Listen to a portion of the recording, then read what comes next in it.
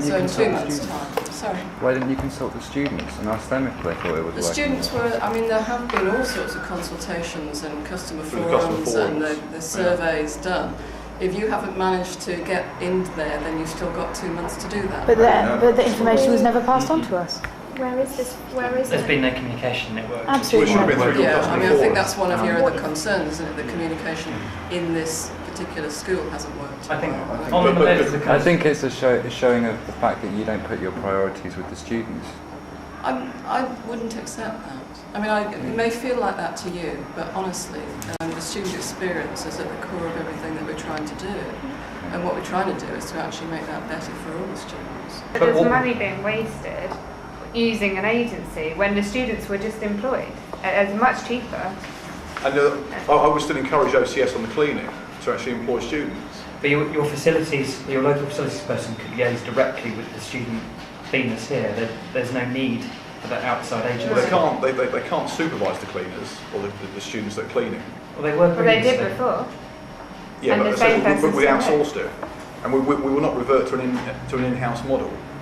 Why not? Well, that's what we're asking for. That's our demand. Well, it's not effective for us. You know, the In here, entire and what it portfolio, is effective the here. entire portfolio is now an outsourced solution. But it we is can't effective. have a hybrid or one site that's an in-house model. But it's heartbreaking, really, to see them have to go through this and not be able to do what they love doing. It's like, why should they not be able to, change the light bulbs? And, they're perfectly capable, and they have been doing it for the past 20 years in some cases. And then to be told, oh no, you can't do that. We want to outsource you anyway because we want to employ you for an agency. You're not good enough to do this job. I thought it was an interesting debate there about whether effectively Byam Shaw People's University could tender for that cleaning contract against OCS and all the rest of it.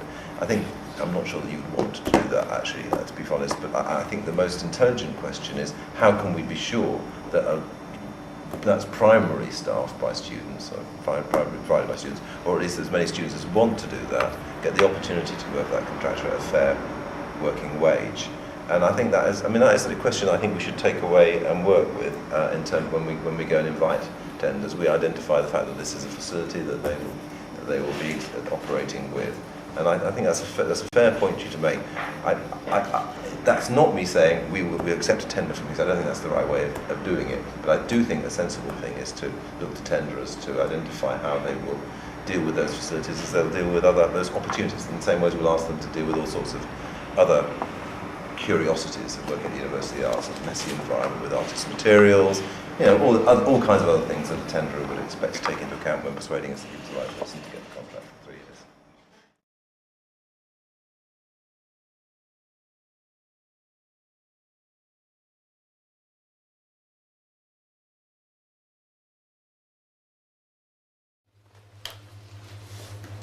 Right, so we had a quite productive meeting with the Deputy Rector yesterday, and we've got a charter here that we want to pass through you guys before we can send it back off to him. I'd just like to say that I think it's really good that we've convinced them to do this, but it does very much feel like they're chucking a little bit of money at us to shut us up now, and that we will really make sure that we put pressure on, because otherwise they will just... You can always occupy again. I think he said that. Yeah. He did say that. Yeah, I think that's the key thing, is to keep this going in the future, and that's how this will really mean something. Right now it helps us in small, ways that they've had signed it all, but in the future, having this document signed from them is going to be safeguarding these things. Byam Shaw School of Art, in quotes.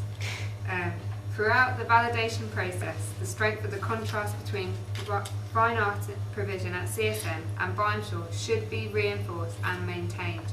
The name of Byam Shaw School of Art, the small number of students attending the school, the portfolio of exclusively fine art courses, whilst independent from the fine art courses offered at CSM, the leading role that practicing staff play, the library and the workshops offering students continued engagement with one another all contribute to the identity of Byam Shaw School of Art, which will not be compromised in any way. We thus intend to safeguard the unique identity and community for future students at Byam Shaw School of Art. And then it'll be signed, hopefully, if they approve it, by Alistair Woolman, Will Bridge, Jane Rapley, Kit Friend, and Tara Kanai. Yeah. Brilliant.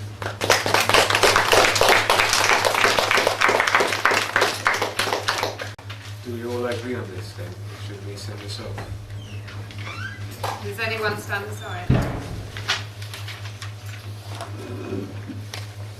Can we all agree just for a photo?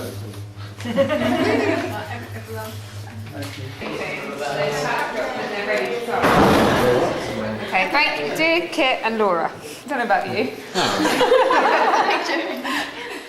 Thank you for showing me your draft Byam Shaw document, which, as promised, I have now had the chance to share with my CSM and University HQ colleagues. I attached a version of the document which we are ready to sign and which contains a number of your paragraphs which we are happy to accept unamended and a few which we have adjusted in ways which maintain the spirit of our Monday meeting. I hope this forms the basis for your agreement. Let me know of your reaction. I'd be happy to keep the channels of communication open and respond to any further comments and amendments, perhaps after the current action has been completed. Regards, Will Bridge.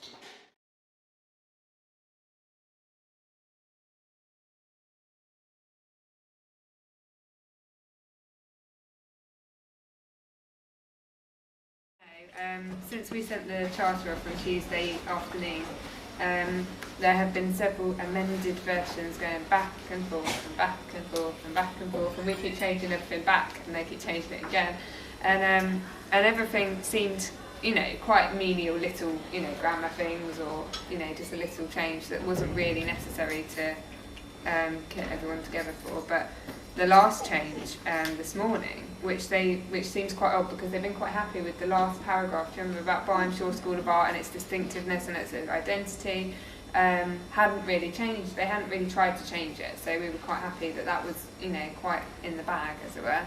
But then this morning, the amendments that they sent this morning included quite a lot of changes on that paragraph. We need to look at the idea that Byam Shaw could be on its way out, and that there is a possibility that it's going to turn into CSM Archway campus, and that they're going to get rid of, there's the potential of them getting rid of the foundation year, the FDA, so it's just purely the MA and the postgrad, so it's just purely BA, and that will be a certain pathway of St Martin's. And I think that's a huge thing that we need to think about, because I think everyone, regardless of what this occupation originally started out to be, that's something new that I think will get people interested, and we should, I don't know, maybe it's just a really massive idea that won't come to anything, but if we could just produce a small leaflet and put it on every single studio desk, just like an A6 fold over, whatever, just stating where it's got to, and that we found out through the rest of the university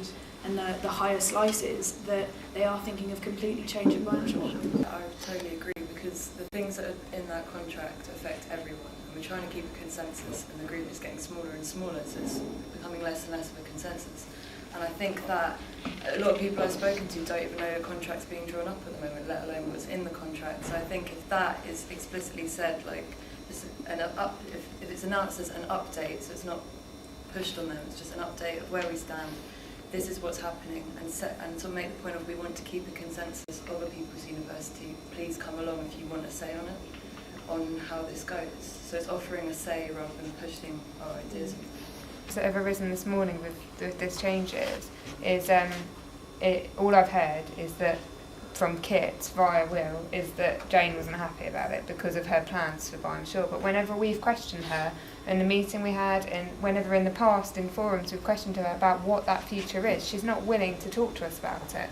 So it's all well and good her saying, that doesn't fit into my plans. But before in the past she said she's denying that she's got any plans to change it or to, and so it's like, if she's not willing to talk to us about what the plans might be or what the possibilities are. Well, a lot of things are necessarily in flux. I mean,